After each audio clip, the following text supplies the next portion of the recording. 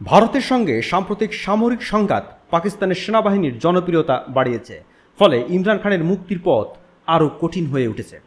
একসময়ের বিশ্বকাপ জয়ী অধিনায়ক ও তুমুল রাজনীতিক ইমরান খান বর্তমানে পাকিস্তানের কারাগারে বন্দী।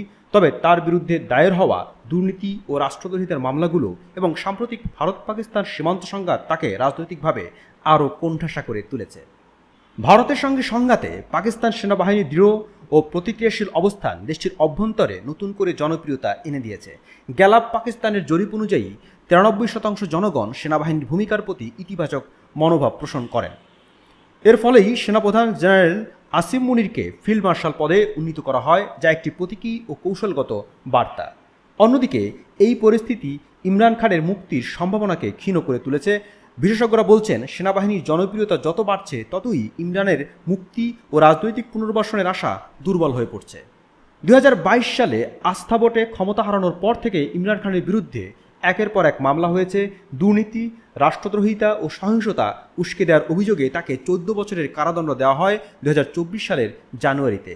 ইমরান ও তার দল পাকিস্তান তেহরিক ইনসাফ পিটিআই বরাবরই এই মামলাগুলোকে রাজনৈতিক উদ্দেশ্য প্রণোদিত বলে দাবি করে আসছে।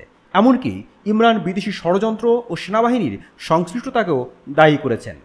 সাম্প্রতিক সময়ে ইমরান খানের সঙ্গে আলোচনা শুরু হওয়ার সম্ভাবনা নিয়ে জল্পনা থাকলেও তার নিজস্ব সোশ্যাল মিডিয়া অ্যাকাউন্টে এ ধরনের খবরকে সম্পূর্ণ মিথ্যা বলে উড়িয়ে দেওয়া হয়েছে।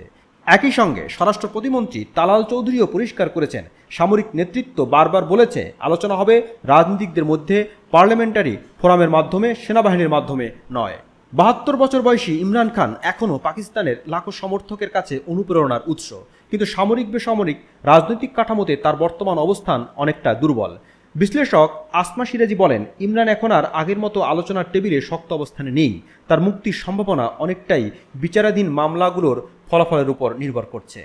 পিটিআই অবশ্য এখনও আশা ছাড়ছে না। দলের জ্যেষ্ঠ নেতা শেখ ওয়াকাস আকরাম বলেন, ইমরান খানের ভবিষ্যৎ উজ্জ্বল। পাকিস্তানের 24 কোটি মানুষ আজও বিশ্বাস করে কেবল তিনিই দেশকে বহুমুখী সংকট থেকে বের করে আনতে পারবেন। তবে রাজনৈতিক পর্যবেক্ষকদের অনেকেই বলছেন, বর্তমান পাকিস্তানের সামরিক পলিটিক্যাল ভারসাম্যে সেনাবাহিনীর প্রভাব এতটাই শক্তিশালী যে তাতে ইমরান খানের ক্ষমতায় ফেরার রাস্তাটা দীর্ঘ ও বন্ধুর হয়ে উঠছে।